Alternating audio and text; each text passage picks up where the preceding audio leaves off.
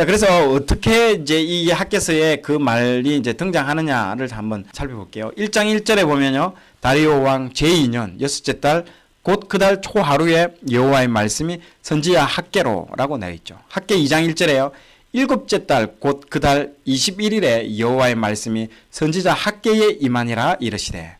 이게 이제 두 번째 설교. 2장 10절에 보면요. 또 한 번 세 번째 설교가 시작되죠. 다리오 왕 제2년 아홉째 달 24일에 여호와의 말씀이 선지자 학개에게 임하니라. 요게 이제 세 번째 설교고요. 마지막 네 번째 설교. 학개 2장 20절에요. 그 달 24일에 여호와의 말씀이 다시 학개에게 임하니라 이르시되. BC 520년입니다. 이때가요. 그 당시 스룹바벨이 유다 총독이었기 때문에 이 여호수아가 대제사장이었던 이때입니다. 그래서 요 부분들이 이제 쭉쭉쭉 이어진다라고 보시면 됩니다. 그래서 성전 재건의 임무를요. 학개는요. 다른 선지자하고 좀 다릅니다. 왜냐? 다른 선지자들은요. 너희들 이러면 망한다. 너희들이 죄가 이거다라고 지적해주고 싹 도망가면 되는 겁니다. 다른 선지자들이. 이전에 호세아, 아모스 이런 사람들은 그런 사람들인데 학개는요. 이 다른 사람들은 말만 전하고 싹 도망가면 되는데 이 학개는 눈에 보이는 성과를 내야 되는 거죠. 무슨 성과? 성전 재건을 해야 된다는 거죠. 그래서 이 뭐 끝까지 이 네 번의 설교를 하는 이유가 안 하니까 또 얘기하고 또 하고 또 하고 계속 얘기하는 거예요. 왜? 성전을 지어야 되니까요. 성과를 내야 되기 때문에. 그래서 이게 계속 얘기하는 거죠. 그래서 바로 이제 66년 전에 파괴된 성전을 재건하는 일을 이제 이 사람이 맡은 거죠. 그래서 포로기 이후에 그 페르시아 시대 때는요, 제국에서 막 사람들이 이 포로기 이후에 여기 돌아온 사람들이 어떤 사람들인 겁니까? 제국에 흩어져 살던 이스라엘의 그 디아스포라, 흩어져 살던 사람들이 예루살렘에 귀환하면서 살고 있었습니다. 학개는요, 각자 자기 집 짓기에만 바쁘고 하나님 일에 무관심한 백성들에게는요, 동기부여를 막 하면서 그들에게 뭔 얘기를 한다? 영적인 우선순위를 확립하도록 일깨워주는 겁니다. 야, 너희들이 정말, 뭐가 우선순위가 먼저가 뭐냐라고 막 계속 알려주는 거죠. 성전 건축은 여호와께 드리는 예배를 회복하는 일이기 때문에 하나님의 왕국과 메시아 시대에 그 도래를 여는 것을 의미하기 때문에 그들의 삶이 어려웠던 것은 성전 건축하는 일에 우선순위를 두지 않았기 때문에 그런 일이 일어난다라고 막 말을 해주는 겁니다. 야, 너희들의 삶이 왜 어려운 줄 알아? 너희들이 먼저 해야 될 일을 먼저 안 했기 때문에, 성전 건축 그 일을 안 했기 때문에 이 일이 일어난다라고 얘기를 해요. 자, 그래서 23일 만에 적극적으로 이제 막 첫 번째 설교를 하고 나서 23일 만에 적극적으로 반응을 이제 일으킵니다. 그래서 그런 이제 이런 막 적극적인 반응을 나타나는 설교는 드문데 나타나죠. 자, 총독 스룹바벨과 대제사장 여호수아 백성들은요, 선지자의 그 학개 선지자의 메시지를 청종하고 이 여호와를 경외함으로써 같은 달 24일에 즉각 하나님 성전 공사를 시작합니다. 하나님께서 그들을 감동시킨 결과인 것이죠. 그들의 이러한 반응은요, 하나님의 축복을 얻기 위해서 어떻게 해야 하는지를 우리에게 모범적으로 잘 보여주는 사건입니다. 우선순위를 잘 결정하라는 것이죠. 자, 그런데 여러분들, 학개의 메시지를요, 현대에 있는, 지금 현대 우리 이 시대를 살아가는 이때의 교회 건축에 대한 동기부여를 하기 위해서 그대로 여러분 대입하는 것은요, 주의해야 됩니다. 당시의 성전의 의미하고 현대 오늘날 시대의 교회 건축은요, 전혀 다른 영적인 의미와 무게를 가지고 있기 때문에 그렇습니다.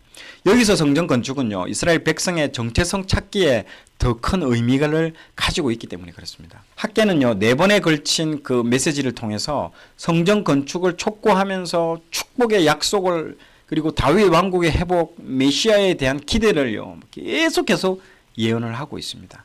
자, 5번째 성전 건축의 의미를 먼저 한번 볼게요. 에스라 6장에 보면요, 다리오 왕이 조서를 내려 성전 건축할 재정과 제사를 드릴 재물을 공급해주는 내용이 딱 여기에 나옵니다. 13절에서 15절 보세요. 6장 13절에서 15절 보면요.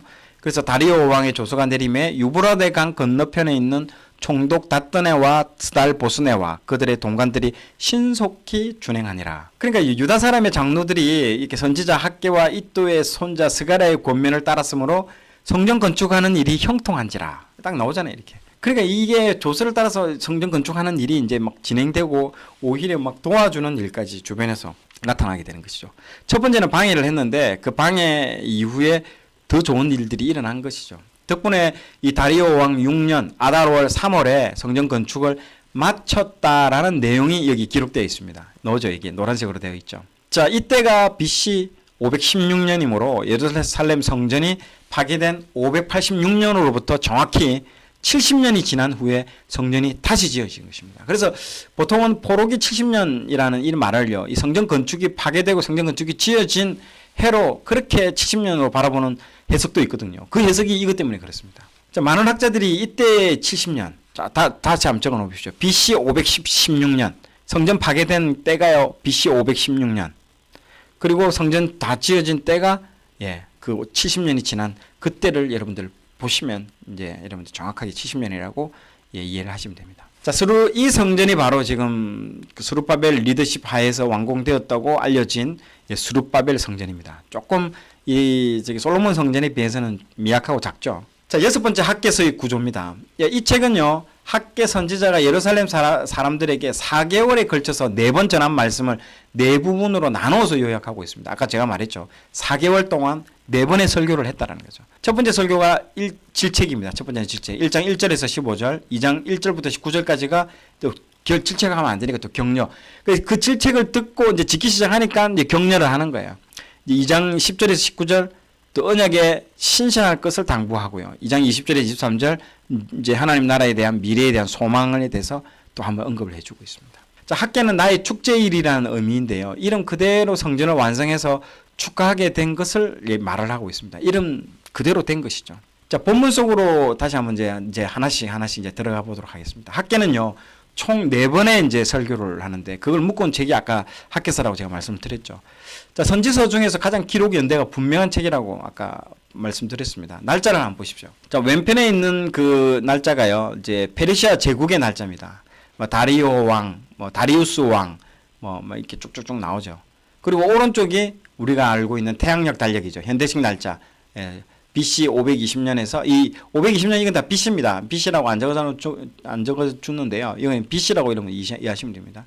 자, 그래서 그 표 말고도 또 하나 여러분들 보셔야 되는 게 지금 이 유대인들, 이게 유대력입니다. 유대인들이 보는 달력에서 위에 보면요, 절기가 나오죠. 이 절기 따라서 이제 이게 한 해가 이제 되죠. 우리 치면 설날, 추석 이런 것처럼 여기 절기가 언제다? 지금 학개가 나와서 학개가 막 이게 나와서 이게 설교하고 막 질책하는 이 시기가 언제다? 농번기 때입니다. 농사를 한참 짓고 77절 끝나고 나팔절이 있는 그 사이에 농사를 막 한참 열심히 짓고 있는 농번기, 제일 바쁜 때라는 거죠.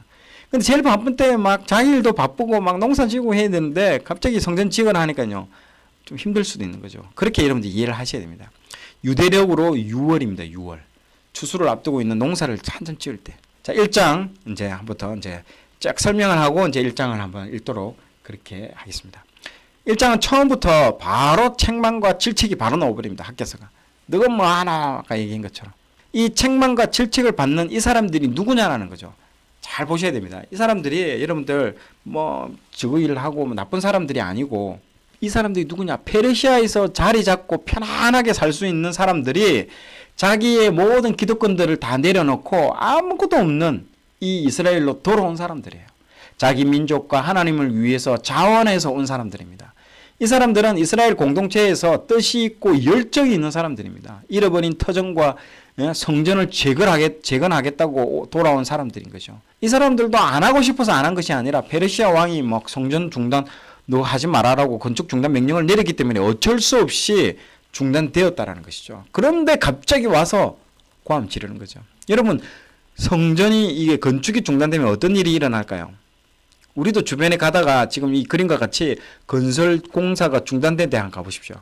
막 개들이 와가지고 막 이 배설물을 막 내놓고 고등학생 애들 여기 와가지고 뭐 담배 피고 못된 짓 하고 막 이런 막 일들을 하잖아요. 이런 짓에서 와서 거기서 막 이런 데서 완전히 나중에 어떻게 될까요? 처음에는 조금 파괴된 게 나중에 완전 쑥대밭이 돼버립니다. 깨진 유리창의 법칙 아시죠? 그래서 어떤 자동차의 유리창 하나 조금만 깨졌는데 나중에 자동차 자체가 완전 다 망가져버리는, 완전 파괴돼버립니다. 쓰레기 더미가 되는 거죠. 처음에 막 공사를 중단했을 처음에는요, 그거 사람들이 지나가다가 중단된 성전 현장, 중단된 성전 현장을 지나갈 때는 가슴이 찔리죠. 처음 한두 달은 찔리는데요.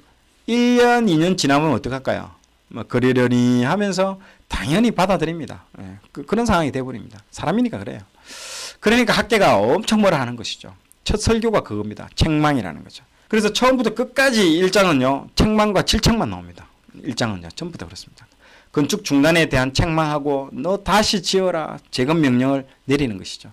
1장 4절에 보십시오. 이 성전이 황폐하였거늘 너희가 이때에 판백한 집에 건축하는 것이 옳으냐라고 하는죠.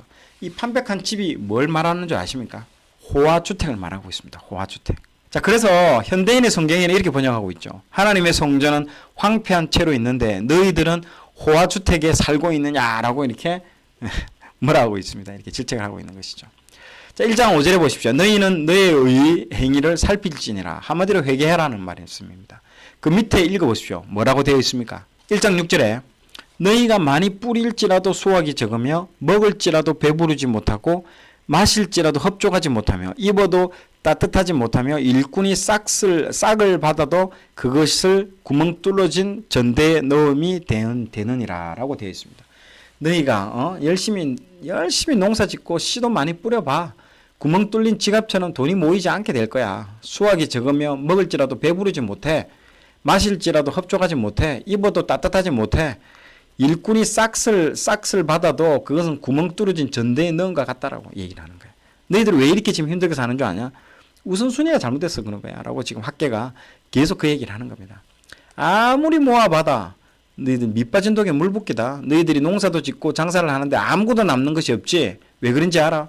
너희가 하나님의 일을 먼저 우선순위에 두지 않았기 때문에 그렇다는 거야.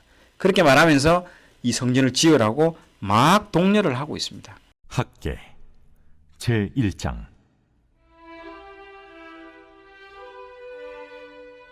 다리우 왕 제2년 6째 달 곧 그 달 초하루에 여호와의 말씀이 선지자 학계로 말미암아 스알디엘의 아들 유다 총독 스룹바벨과 요사닥의 아들 대제사장 여호수아에게 임하니라. 만군의 여호와가 이같이 말하여 이르노라. 이 백성이 말하기를 여호와의 전을 건축할 시기가 이르지 아니하였다 하느니라. 여호와의 말씀이 선지자 학계에게 임하여 이르시되 이 성전이 황폐하였거늘 너희가 이때 판벽한 집에 거주하는 것이 옳으냐? 그러므로 이제 만군의 여호와가 이같이 말하노니 너희는 너희의 행위를 살필지니라. 너희가 많이 뿌릴지라도 수확이 적으며 먹을지라도 배부르지 못하며 마실지라도 흡족하지 못하며 입어도 따뜻하지 못하며 일꾼이 삭슬 받아도 그것을 구멍 뚫어진 전대에 넣음이 되느니라. 만군의 여호와가 말하노니 너희는 자기의 행위를 살필지니라. 너희는 산에 올라가서 나무를 가져다가 성전을 건축하라. 그리하면 내가 그것으로 말미암아 기뻐하고 또 영광을 얻으리라.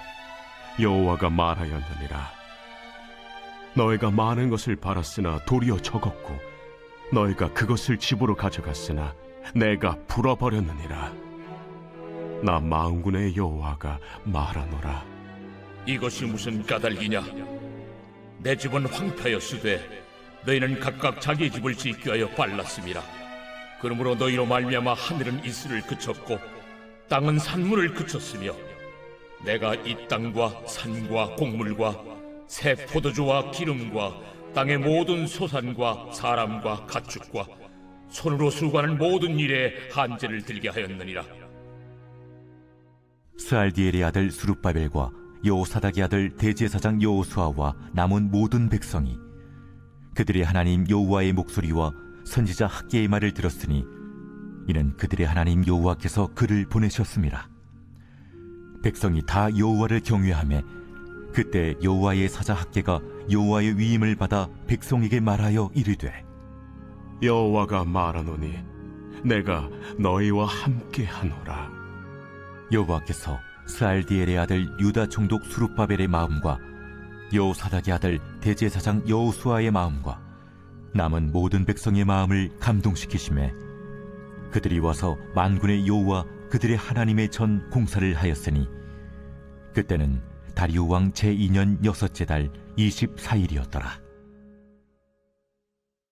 자, 오늘 내용이 좋았다면 좋아요, 구독 부탁드리겠습니다. 좋아요, 구독, 알림 설정은 콘텐츠 제작에 큰 힘이 됩니다.